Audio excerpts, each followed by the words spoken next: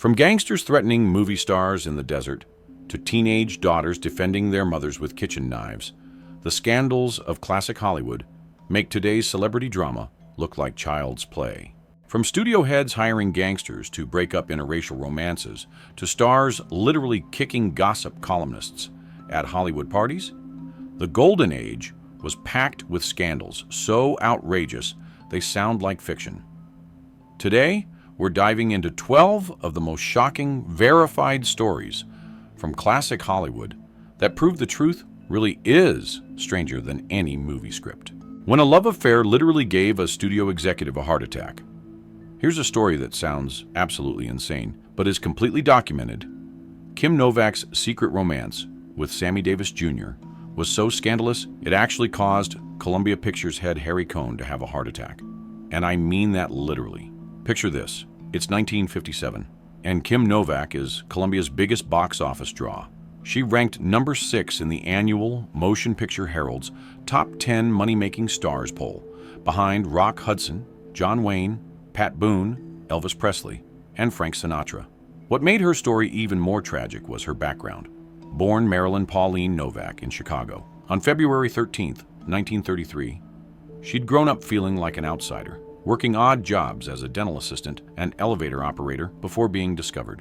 Her natural vulnerability on screen came from real insecurity about never feeling good enough, a feeling that studio head Harry Cohn exploited ruthlessly.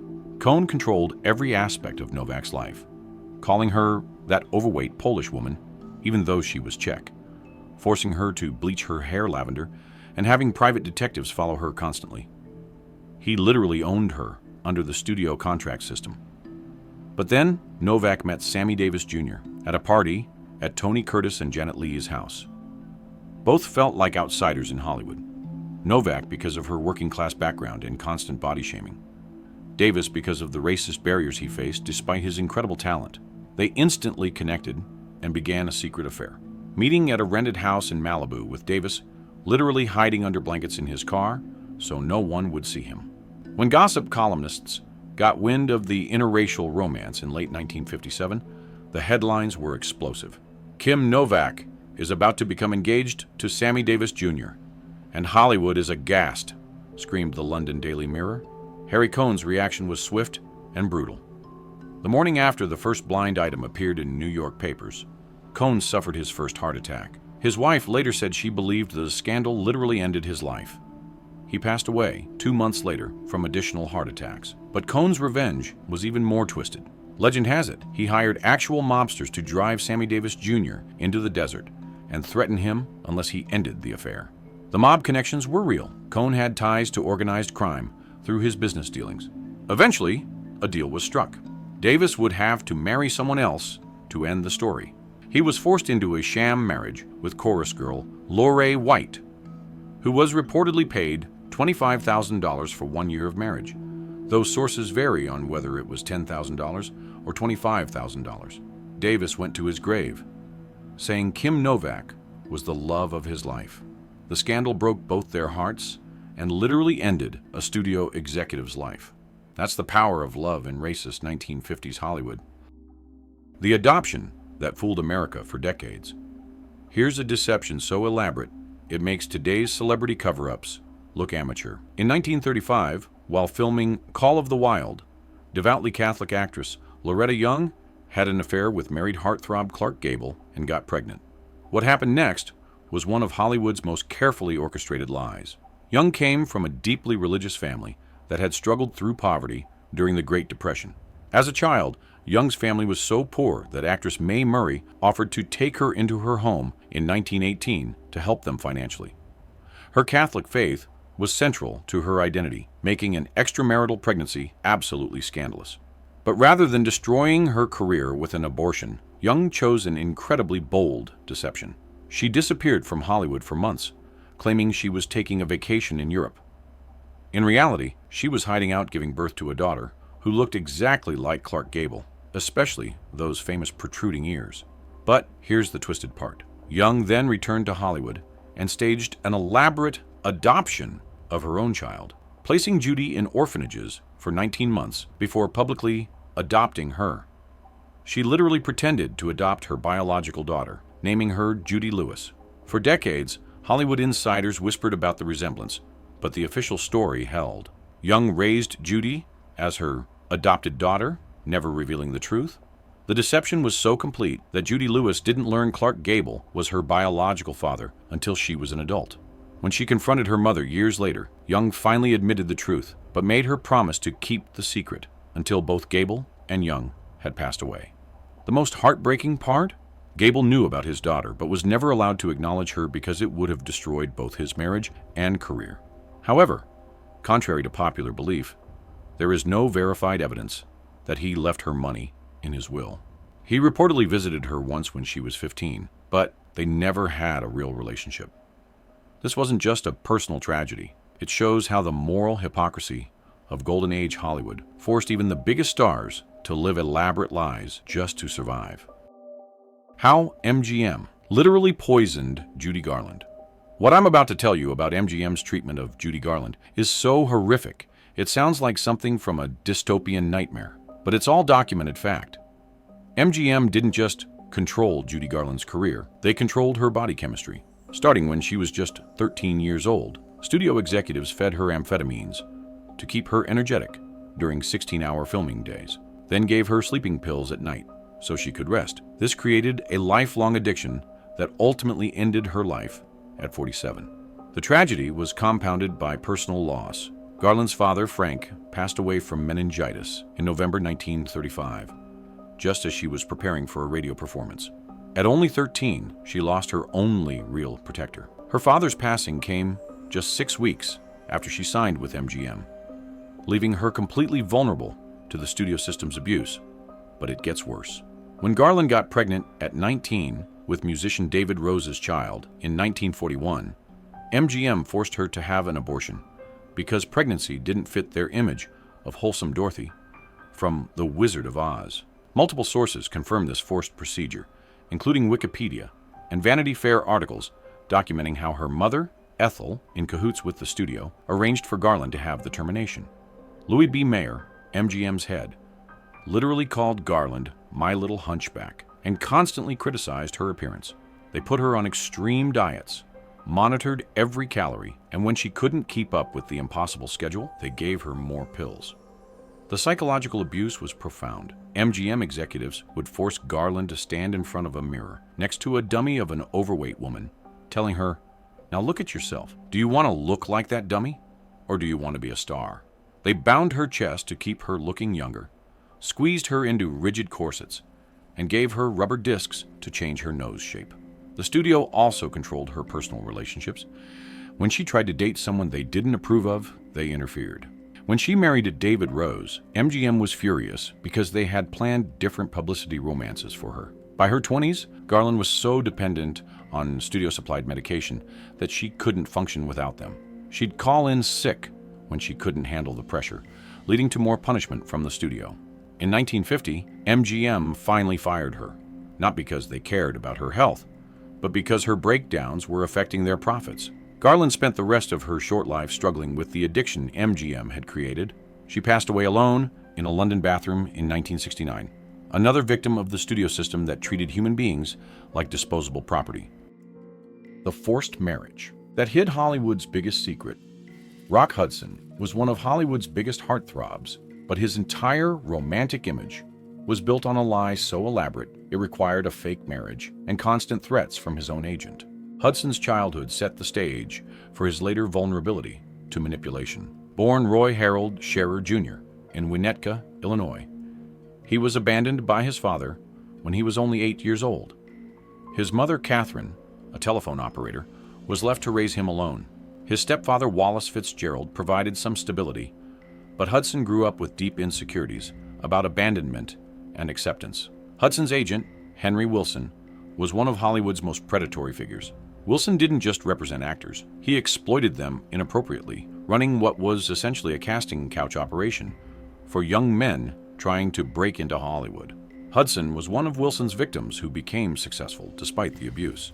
But in 1955, Scandal magazine Confidential threatened to expose Hudson's homosexuality, which would have destroyed his career instantly. Wilson's solution was diabolical. He arranged a marriage between Hudson and his own secretary, Phyllis Gates. Gates was reportedly told this was a real romance, while Hudson knew it was purely for show. The marriage lasted 3 years of mutual misery. Some sources suggest Gates eventually figured out the truth and secretly recorded Hudson's confessions about his orientation, planning to use them for blackmail during their divorce proceedings. The most twisted part? This wasn't unusual. Wilson arranged multiple fake marriages for his gay clients, treating human relationships like movie props. The psychological damage to everyone involved was enormous, but the alternative was career destruction in 1950s America. Hudson lived his entire career hiding his true self, passing away from AIDS in 1985 as one of the first major celebrities to succumb to the disease. His passing finally brought attention to the AIDS crisis, but it came at the cost of a lifetime of enforced secrecy and shame. The producer's demise, that MGM covered up. In September 1932, Jean Harlow's husband, MGM producer Paul Byrne, was found deceased with a gunshot wound to the head. The studio immediately declared it a self-inflicted incident, but evidence suggests it was actually something far more sinister, and MGM covered it up to protect their biggest star. Jean Harlow herself came from privilege that had crumbled. Born Harleyan Carpenter in Kansas City, Missouri, she was the only child of a well-to-do dentist and a frustrated housewife with movie star dreams. When her parents' marriage failed and finances dwindled, her grandfather, Skip Harlow, issued an ultimatum. If Jean and her mother didn't return to Kansas City, he would disinherit them. But Jean's mother was determined to escape Kansas City and achieve the stardom she felt she deserved through her daughter. Paul Byrne had a secret. He was still legally married to a woman named Dorothy Millette, who had been living in a sanatorium for years. When Byrne married Harlow, he committed bigamy, but more importantly, he had been sending Millette money to keep her quiet about their relationship. On the night of his demise, witnesses reported seeing a woman matching Millette's description at Byrne and Harlow's house. The couple had been fighting about their troubled marriage. Byrne reportedly had intimate dysfunction that made their relationship impossible. Here's where it gets sinister. MGM mogul Louis B. Mayer arrived at the crime scene before the police and allegedly removed evidence, including what may have been a second note that would have implicated Millette. The studio then promoted the story that Byrne ended his own life out of inadequacy, humiliating him even in passing. 2 days later, Dorothy Millette conveniently took her own life by jumping off a ferry. Her body was never found, and she took any secrets about that night to the bottom of the river. The cover-up worked. Harlow's career continued. MGM avoided a scandal, and the truth was buried for decades. This wasn't justice. It was corporate damage control that treated human lives as expendable assets. When Errol Flynn beat assault charges in a media circus, swashbuckling star Errol Flynn's 1942 to 1943 statutory assault trial became one of Hollywood's most notorious legal spectacles, featuring victim-blaming tactics so extreme they shocked even 1940s audiences. Flynn's capacity for violence and predatory behavior had roots in his traumatic childhood in Tasmania. Born in 1909, he was scarred by his parents' troubled marriage and his mother's constant belittling and physical abuse. He performed poorly at school and was expelled multiple times, developing a mistrust of authority and women that would plague him throughout his life. Flynn was accused by 2 teenage girls, Betty Hansen and Peggy Satterlee, of criminal assault. The evidence was compelling. Flynn had a documented pattern of predatory behavior. His own roommate, David Niven, later wrote about Flynn cruising outside Hollywood High School, calling teenage girls jail bait and San Quentin quail. But Flynn hired Jerry Geisler, Hollywood's most ruthless defense attorney, who pioneered victim-blaming strategies that are sadly still used today. Geisler attacked the girls' reputations, suggested they were gold diggers, and painted Flynn as the victim of a conspiracy. The trial became a media-feeding frenzy, with Flynn's fans treating it like entertainment rather than a serious criminal proceeding. Women packed the courtroom, cheering for Flynn and booing the accusers. The phrase, "in like Flynn," became popular, celebrating his acquittal. Despite evidence of his predatory behavior, Flynn was found not guilty in February 1943. The trial showed how wealth, fame, and good lawyers could overcome almost any accusation in Golden Age Hollywood. Flynn went back to making movies, while his accusers disappeared into obscurity, their lives forever damaged by the ordeal. the public humiliation that shocked Golden Age Hollywood. This story comes from David Niven's memoir. According to Niven, at an elegant all-white party, screwball comedy star Carole Lombard committed what was considered the ultimate Hollywood sin. She publicly humiliated MGM queen Norma Shearer in front of the entire industry. Carole Lombard's boldness came from surviving real hardship. Her family had struggled financially during her childhood, and she knew what it meant to fight for survival. This working-class background gave her a different perspective from many of Hollywood's pampered stars, making her less willing to play the political games that others accepted as necessary. Shearer, married to powerful producer Irving Thalberg, had deliberately worn a bright red dress to Lombard's all-white party. It was a calculated insult, showing disrespect for the hostess. But Lombard's response was nuclear. In a voice loud enough for everyone in the ballroom to hear, Lombard supposedly shouted, "Who does Norma think she is? The house hostess?" The entire party allegedly went silent. This wasn't just an insult. It was career destruction. You didn't cross Irving Thalberg, one of Hollywood's most powerful men. But Lombard had reached her breaking point with the petty power games and fake politeness that defined studio-era Hollywood. The incident became legendary because it showed the real tensions beneath Hollywood's glamorous surface. These weren't just movie stars. They were human beings, dealing with jealousy, competition, and the pressure to maintain perfect public images while navigating vicious private rivalries. The gossip columnist who got physically confronted by a movie star, Hedda Hopper was Hollywood's most feared gossip columnist, using her column to destroy careers and manipulate stars through blackmail and intimidation. But she met her match in Citizen Kane, starred Joseph Cotten. Hopper's ruthlessness stemmed from her own difficult climb to power. Born Elda Furry in Hollidaysburg, Pennsylvania, in 1885, she was the daughter of a butcher and grew up in working-class circumstances. She left home with virtually nothing to pursue acting in New York, enduring years of struggle before finding her niche as a gossip columnist. Her tough upbringing made her ruthless in protecting her hard-won position. Joseph Cotten, by contrast, came from Southern gentility. Born in Petersburg, Virginia, to a well-to-do family, his father was a successful cotton broker, and his parents hoped he would follow an uncle into banking. His refined upbringing gave him a code of honor that made Hopper's attacks particularly offensive to him. Hopper operated from what she called the house that fear built, her Beverly Hills mansion, where she'd invite stars for interviews that were actually interrogation sessions. She'd ply them with alcohol while sipping tonic water herself, getting them intoxicated enough to spill secrets about their colleagues. When Hopper falsely reported about Cotton's romantic life, including a fabricated affair with teenage actress Deanna Durbin, the genteel Southern actor had enough. He publicly vowed that if Hopper slandered him again, he would physically confront her. According to multiple sources, when Hopper printed another false story about Cotton, he spotted her at a Hollywood party and literally kicked her in the rear end in front of everyone. Some versions of the story say she landed face first in a plate of deviled eggs, though accounts vary. The incident was shocking because it showed that even Hollywood's most feared gossip columnist wasn't untouchable.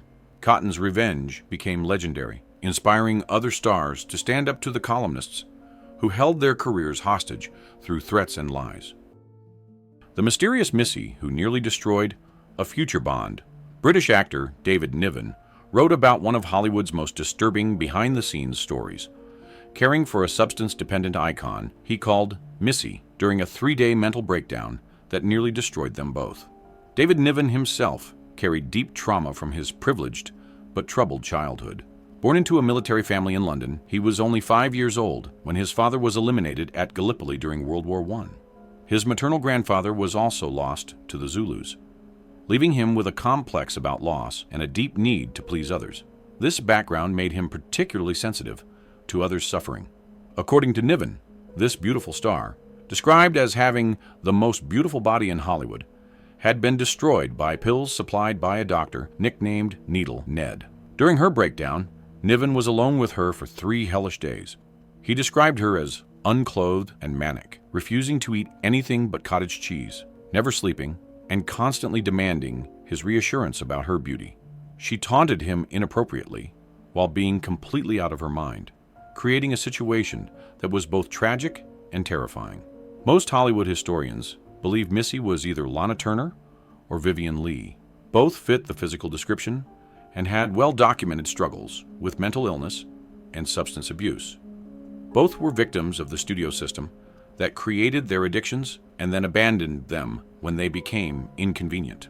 Niven's account reveals the human cost of Hollywood glamour. Beautiful, talented women reduced to chemically dependent shells by an industry that consumed them like disposable products.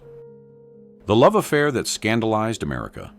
Ingrid Bergman was Hollywood's most wholesome star, known for playing pure, noble heroines in films like Casablanca and Notorious. But in 1949, she became the center of America's biggest moral panic when she abandoned her husband and daughter for Italian director Roberto Rossellini. Bergman's story is even more poignant considering her tragic childhood. Born in Stockholm in 1915, she lost her German mother Friedel when she was only 3 years old. Her father Justus, an artist and photographer, raised her alone, but he passed away when she was just 13, leaving her an orphan. She had already lost 2 siblings in infancy. By age 13, she had lost everyone closest to her, perhaps explaining her later desperate need for love and acceptance. What made the scandal particularly devastating was Bergman's carefully constructed image. Unlike other actresses who played sultry characters, Bergman was marketed as a virtue incarnate.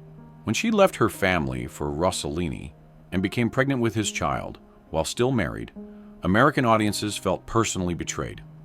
The reaction was vicious and immediate. Senator Edwin C. Johnson denounced her on the Senate floor as a powerful influence for evil and stated that she had perpetrated an assault upon the institution of marriage. Religious groups organized boycotts, and she was effectively banned from American films.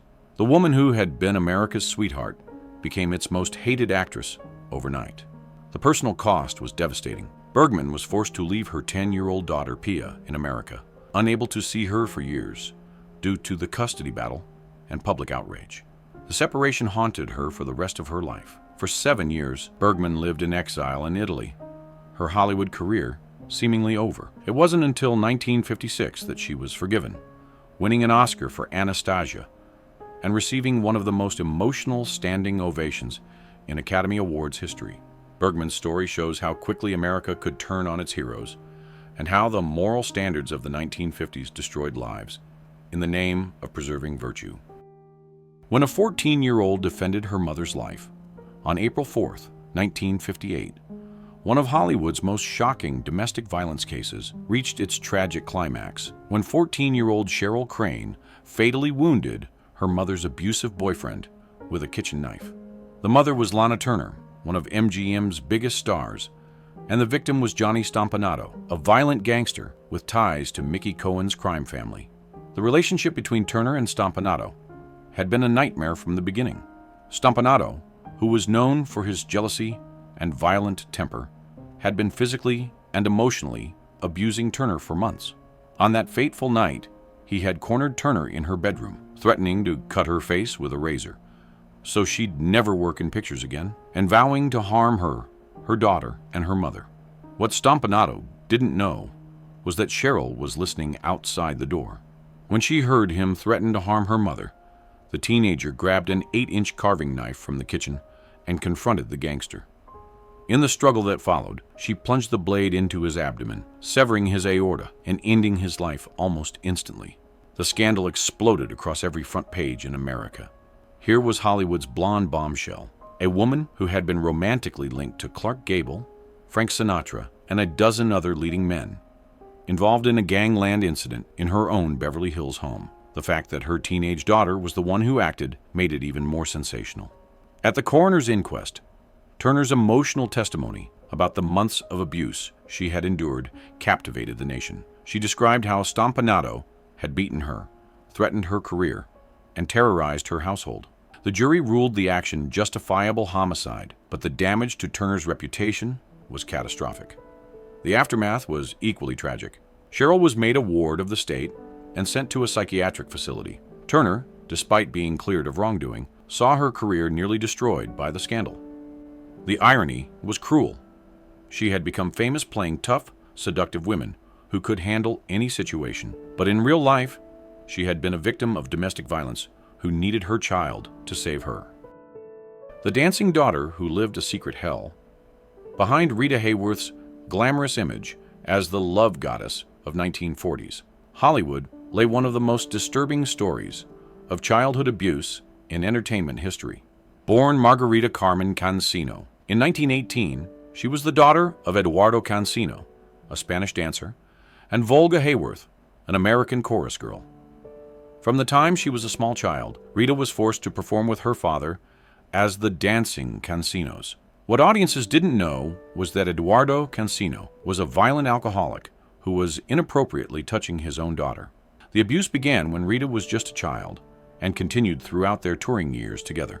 Rita later confided to her husband, Orson Welles, that her father began inappropriately touching her when they were traveling together as dance partners. She was trapped. Her father controlled every aspect of her life, her career, and her finances. The dancing act that made her famous was also the source of her deepest trauma. The psychological damage was profound. Rita became a shy, deeply insecure woman who struggled with intimate relationships throughout her life. She was almost a textbook study of an abuse victim. She had difficulty trusting people, suffered from depression, and developed patterns of self-destructive behavior. Eduardo Cancino also exploited Rita professionally, introducing her to movie producers and essentially using her to advance her career. One of these introductions was to Joe Schenck, a powerful studio executive, furthering the cycle of exploitation that had begun in her childhood. The cruel irony was that Rita Hayworth became famous as a romantic symbol, the woman every person desired, when in reality, she had been robbed of any healthy understanding of intimacy by her own father's abuse.